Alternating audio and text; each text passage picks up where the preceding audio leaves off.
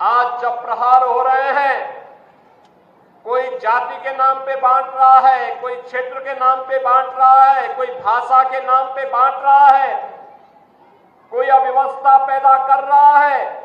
याद करना, ये बांटने वाले तत्व, इनमें रावण और दुर्योधन का ही डीएनए इसमें काम कर रहा है। ये वही काम कर रहे हैं जो त्रेता युग में रावण ने किया था। और याद करना, जब भी आप इन लोगों को, बांटने वाले तत्वों को धोखे से अगर मौका दे दिया, ये फिर वही काम करेंगे, गुंडागिर्दी का, अराजकता का, दंगा कराने का। कहीं ताड़का को भेजेंगे, घर दूषण को भेजेंगे, कहीं चंडमुंड इनके जाएंगे, अव्यवस्था पैदा करेंगे, दुर्व्यवस्था पैदा करेंगे। बेटी की सुरक्षा के लिए, किसी बहन की सुरक्षा के लिए ये लोग खतरा पैदा होंगे।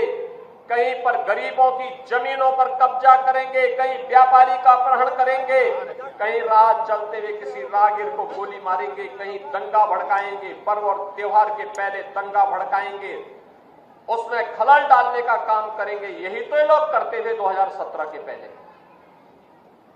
आज दीपावली का इतना पावन पर्व है, पूरे प्रदेश में कल दीपोत्सव, आज भी दीप घर घर जलेंगे। और कितना शांति और सौहार्दपूर्ण तरीके से, निश्चिंत तरीके से आप आयोजन के साथ जुड़े। सबको मालूम है कि अब कोई खतरा, यानी सुरक्षा में सेंध लगाएगा तो राम नाम सत्य है की तरफ चला जाएगा। अब सेंध नहीं लगा पाएगा। अब कोई जबरन कानून को हाथ में लेगा तो उसे भी मालूम है कि कानून उसको फांसी के फंदे तक लेके चला जाएगा।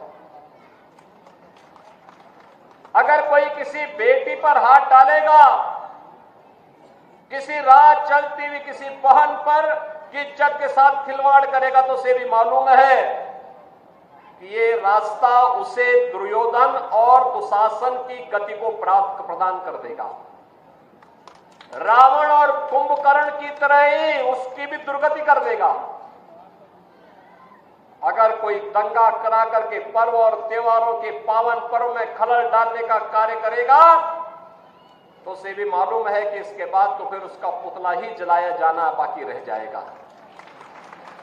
और इसीलिए जब यह गारंटी सरकार ने दी है सुरक्षा की, बिना भेदभाव के सबको सुरक्षा, सबका सम्मान, सबका विकास, सबकी समृद्धि, सुरक्षित माहौल में ही समृद्धि के अवसर बनते हैं। एक सुरक्षित माहौल में ही उज्जवल भविष्य की परिकल्पना को साकार किया जा सकता है। और उसी को साकार करने के लिए हम बार बार इस वन्य गांवों में आते हैं।